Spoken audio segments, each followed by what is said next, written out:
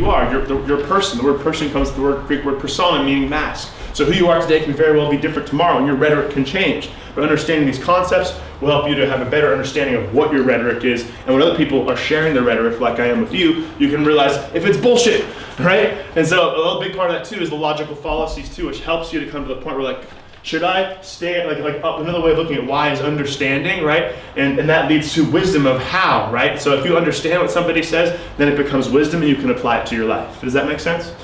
So, let's get into this. So, rhetoric. It was developed by ancient Greek philosophers, and it was cool that J.L. actually talked about some of this in his presentation. There was Gorgias and the Sophists of 427 BC. And so sophists, they were these people that could get up and they could just wow a crowd, and they could walk up and people were just fascinated by the stuff that they had to say, right? So the thing is, Aristotle didn't like this because they weren't necessarily speaking truth, right? What is the truth in what you're saying? And that's what comes back to using this, because somebody who's a really clever speaker can completely hypnotize an audience, right? We see it happen all the time with like politics and even in Hollywood and whatnot. So having good rhetorical skills allows you to have more power in your communication with others. What is it? It's the art of speaking and writing effectively. When?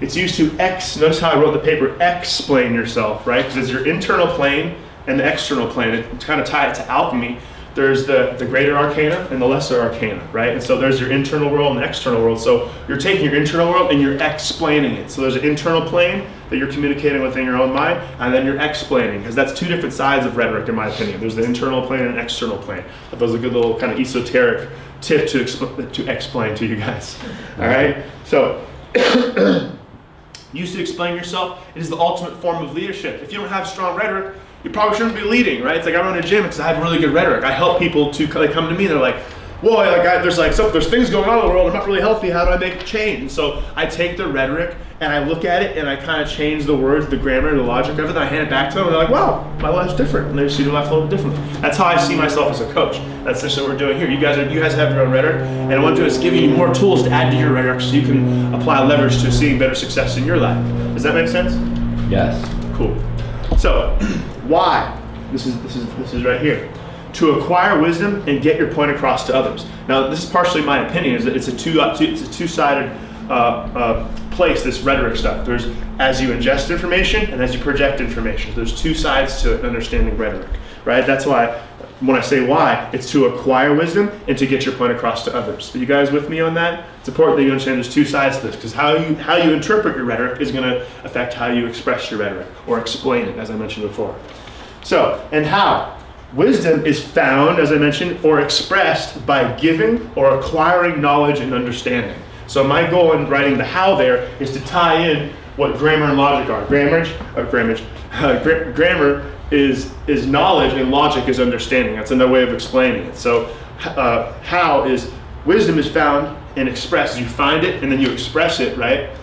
By giving and acquiring knowledge and understanding. Do you guys get that? Does that make sense? Make sure I really hit that home, because you have to do the work to get the pieces. You have to do the work to get the logic. And then essentially my goal, I often say this in our meetings, I want to teach you to create your own rhetoric. That's my goal. My rhetoric is to help you to create your own rhetoric instead of somebody handing you logic and say, this is why you should do it, and you just do it. Like, no, question the things that I say and do your own research. But these are my notes on rhetoric. According to Plato, rhetoric had mind-altering effects in persuasion. So examples of this are neuro-linguistic programming, I wrote NLP on there, or hypnosis. Has anybody here ever studied NLP? Dad, what's NLP? It's three words, neuro-linguistic programming. It comes from the study of language through your communication. Yes, that is absolutely correct. Richard Bandler went to Cal Berkeley, and he created this process called neuro-linguistic programming.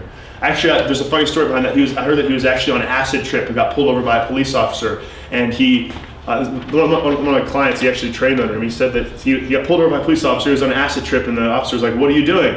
And he looked at his books, and he's like, I'm studying, and he saw a book that said one that said linguistic and programming. I'm studying neuro-linguistic programming. And so I don't know if that's true, but that's what I heard. It sounds funny. So he said, that's neuro-linguistic programming birth, from some acid trip, I guess. But no, but the truth is, neurolinguistic programming is really powerful because it's the essence of rhetoric. Because you're taking, like I said, somebody's blueprint for how they live their life, and you're changing it through words, and that's where it has a mind-altering effect. So it's like you guys come in here, and you're like, well, I never learned about the Trivium, and then like we teach you about the Trivium, and then that kind of alters how you see your life, and then you can change your life, and it can leverage change in other people's lives because you teach them. So that literally does have mind-altering effects. Do you guys agree, or do I sound crazy? Yeah. Okay, I sound crazy? Both. So now I feel crazy. This is awesome. So back to my point that I said before, and this is like kind of a personal thing where I say rhetoric is a blueprint for how you think, interpret information, and share it. That's my last little note there. But then there's a couple other aspects here of the 3 appeals. Now, JL actually touched on this a little bit too. There's ethos, which is character communicated. This inspires confidence and credibility in your subject. So when I get up here and speak, I want to make sure that I really sell you guys on this idea of what rhetoric is, and I'm selling you on my character being able to express it to you. That's why I talk about, well, I'm a coach, and this is why I'm credible in talking about this subject, because I teach people rhetoric every day, But you have to establish that character of you being able to have credibility when you communicate that, and confidence when you communicate that. And this is for you guys too. When you come up here and speak, you have to why the fuck are you up here talking about it? So you have to figure out where you're setting your foundation for your communication. And the final point to that is when you set up your confidence and credibility, you want to have good sense, good morals, and goodwill. A fine blend between those 3 will give you better credibility and confidence in your communication. Am I being sensible, moralistic, and showing goodwill to you guys? Absolutely. Yes. My dad loves me. My dad says I'm good, so it means I'm good, right? My mom and dad love me. They always tell me that my hair looks great. So logos. See, look, we have our logo here, right? So our logos. You create an argument with the what, which is the substance, and how, which is the style of your discourse. So this actually ties right back into these other things of you're tying into the what. This comes back to the grammar. Careful there. Which is the substance. Like, what is it, right? Like this is a hat. Right, and then how? Where's the style? It's got my really cool logo on it. So it's like you have to show like what is the depth, the roots of like what you're communicating, what you're selling people on. Your logo. It's like look at our really cool logo, guys. At the substance and style of it. What's up, dude? You got a visitor. Because the logo is related to logic, right? Yes, logos relates to logic because it's kind of the same word if you think about it. Logic and logos. Like why would you buy into? Why would you understand what we're talking about?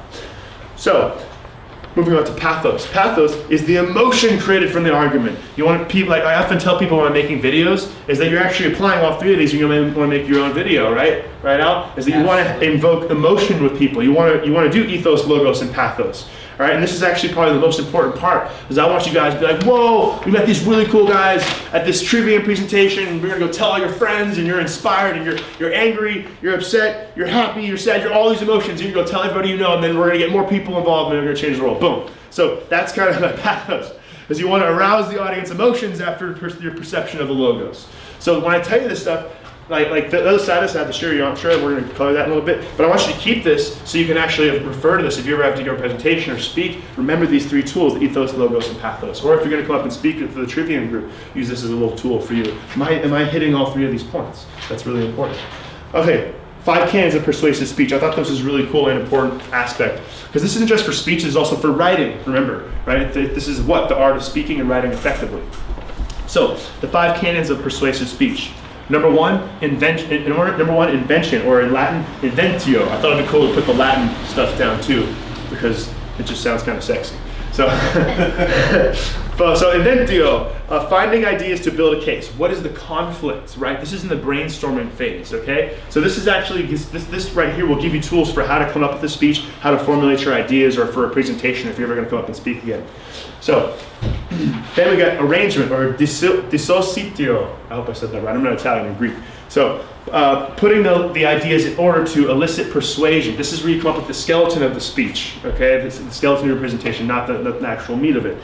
Then you get to the style, eluctio. How do I say it? Oh, eluctio. Eluctio. It's a hard. Elcutio. If I roll my tongue, it sounds good, right? Elcutio.